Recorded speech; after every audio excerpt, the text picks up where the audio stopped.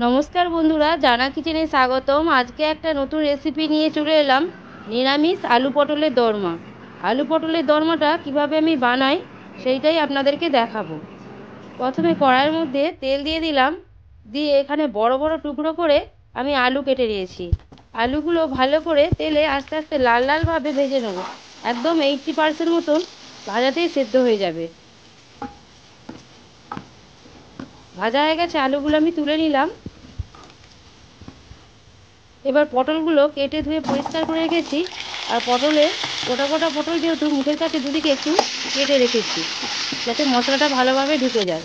পটলগুলো লাল লাল করে ভাজা হয়ে গেছে, এবার পটলগুলো তুলে নিলাম।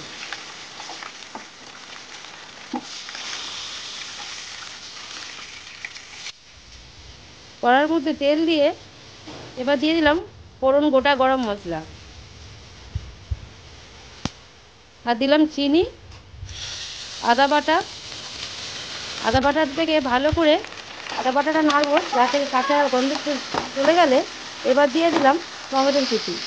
টমেটো আর আদা ভালো করে নাড়াচাড়া হয়ে তেল ছেড়ে গেছে, এবার দিয়ে দিলাম কাঁচা লঙ্কা চেরা, লবণ, হলুদ গুঁড়ো, ধনে গুঁড়ো, জিরে গুঁড়ো, লঙ্কা গুঁড়ো দিয়ে ভালো করে নাড়াচাড়া করব। শুকনো মশলা যাতে পুড়ে না যায় তার জন্য অল্প করে একটু জল দিয়ে দিলাম, দিয়ে ভালো করে কষাবো। তেল ছেড়ে গেছে, এবার এর মধ্যে দিয়ে দিলাম কাজু, পোস্ত, মগজদানা বাটা। ভালো করে নাড়াচাড়া করব। আর একদম গ্যাসের ফ্লেমটা লো করে দিয়ে দেবো টক দই। টক দইটা ভালো করে ফেটিয়ে দেবো। এতে দেখুন মশলা থেকে তেল ছেড়ে গেছে, মশলাটা একদম কষানো হয়ে গেছে। দিয়ে দিলাম এখানে কয়েকটা ক্যাপসিকামের টুকরো। ভালো করে জল দিয়ে নাড়াচাড়া করে মশলাটা কষানো হয়ে গেছে, এবার দিয়ে দেবো আলু পটল যে ভাজাগুলো ছিল, আলু পটল ভাজা দিয়ে ভালো করে আলু পটল আর মশলা একসঙ্গে ভালো করে একটু কষিয়ে নেবো। মশলা থেকেও তেল ছেড়ে গেছে, মশলা কষানো থেকে।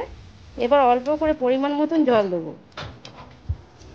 রেডি আমার আলু পটলের দরমা। ওপর থেকে গরম মশলা আর ঘি আর দিলাম ধনে পাতা দিয়ে একটু ঢাকা দিয়ে দেবো। রেডি নিরামিষ আলু পটলের দরমা। যদি ভালো লেগে থাকে লাইক, কমেন্ট, শেয়ার, সাবস্ক্রাইব করে দেবেন। আপনারাও এইভাবে খুব সহজেই বাড়িতে বানিয়ে নিতে পারেন। নমস্কার বন্ধুরা।